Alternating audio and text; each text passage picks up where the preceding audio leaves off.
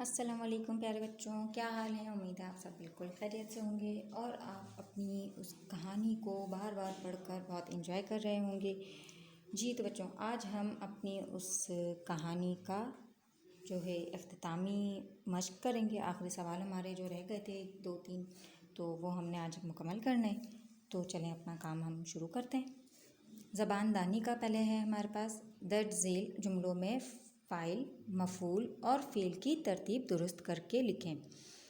File क्या होता है? जो काम कर रहा होता है। मफ़ूल जिस चीज़ पर काम कर रहे होते हैं हम। और फ़ेल जो काम कर रहे होते हैं। जैसे मैं किताब पढ़ती हूँ, मैं फ़ाइल हूँ।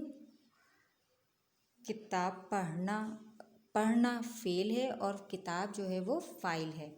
इसी तरह से बच्चों, हमें जो है ये यहाँ पर जुमले तो दिए हुए, लेकिन इनकी तरतीब आगे पीछे की हुई है। इनको पहले हमने तरतीब में लिखना है, तो हमारे फ़ेल, फ़ाइल, मफ़ूल जो है वो दुरुस्त तरतीब से जुमला बन जाएंगे। जैसे इसमें यहाँ पर लिखा हुआ है, उड़ाता हवाई जहाज़ है पायलट। अब ये तो कोई जुमला बन नहीं रहा, तो इसको हम जब तरतीब देंगे तो इसका क्या जुमला बनेगा? पायलट हवाई जहाज़ उड़ाता है। क्या बनता है इसकी तरतीब? पायलट हवाई जहाज़ उड़ाता है। अगला हमारे पास है, खाना है अम्मी बनाती। खाना है अम्मी बनाती, ये तो कोई जुमला नहीं है। हम इसको तरतीब देके कैसे लिखेंगे सही से? अम्मी खाना बनाती हैं। अम्मी खाना बनाती हैं। है किताब अली पढ़ता, ये भी जुमला सही नहीं है। अली किताब पढ़ता है। अली किताब पढ़ता है। हसन पीता शरबत है, ये भी सही नहीं बना हुआ, तो हम इसको सही क्या करेंगे? हसन शरबत पीता है। हसन शरबत पीता है।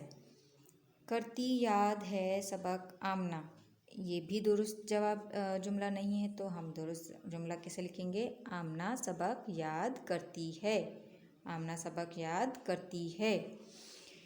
जी तो बच्चों, अगला हमारा काम जो है वो उसमें हमने करना है, दर्ज झेल जुमलों में से इसमें सिफ्त के गिर्द दायरा लगाएं। बच्चों, इसमें सिफ्त हमें मालूम है, किसी भी चीज़ की अच्छाई या बुराई को जाहिर करे उसे इसमें सिफ्त कहते हैं। तो हमें ये जुमले दिए हुए हैं, हमें 5 जुमले दिए हैं। इसमें से हमने इसमें सिफ्त पर दायरा लगाना है। जैसे पहले जुमले में है, आदिल एक मेहनती बच्चा है। आदिल की खुसूसियत, उसकी ख़ासियत, उसकी सिफ्त क्या है कि वो मेहनती है, तो हमने मेहनती पर दायरा लगा दिया। इसी तरह से जब दूसरा जुमला हम पढ़ते हैं, कछुआ एक सुस्त जानवर है।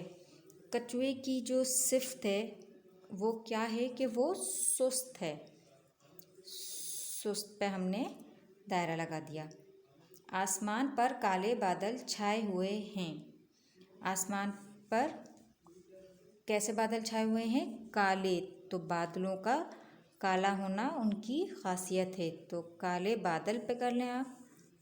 काले बादल, इस बादलों का काला होना उनकी खासियत है।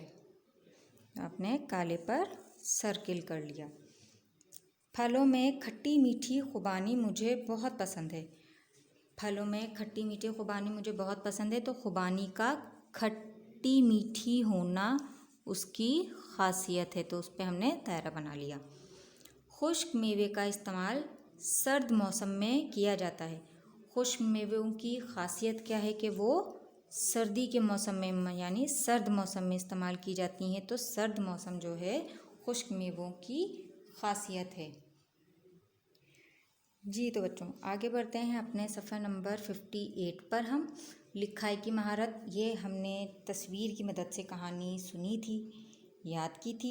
अब आपने उसको लिखना है, कहानी मुकम्मल करनी है। इन्होंने थोड़े थोड़े से जुमले जो है छोड़ के जगह लिख दिए और आपने इस कहानी को मुकम्मल करना है। ये आपके घर का काम है। क्या करना है आपने? इस कहानी को कैसे मुकम्मल करना है? एक दफ़ा का जिक्र है कि जंगल में शेर सो रहा था, वहाँ एक चूहा आ निकला और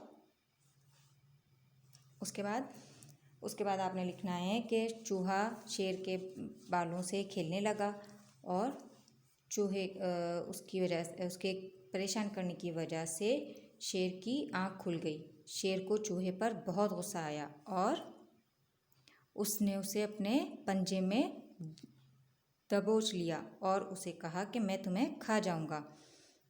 और फिर चूहे ने उससे माफ़ी मांगी और शेर ने चूहे को छोड़ दिया। कुछ दिन बाद चूहा एक जंगल में से गुजरा और उसने देखा कि शेर जाल में फंसा हुआ है। किसी शिकारी ने उस पर जाल फेंक दिया है। तो चूहे ने जल्दी से अपने तेज़ दांतों से शेर के ऊपर डले जाल को काटा और यूं शेर आज़ाद हो गया। नतीजा क्या हुआ बच्चों कि हमें दूसरों की मदद करनी चाहिए, उनको परेशानी में देखकर उनकी मदद करनी चाहिए। तो ये कहानी आपने अपने घर के काम में करनी है और अपने दोस्तों को सुनानी है।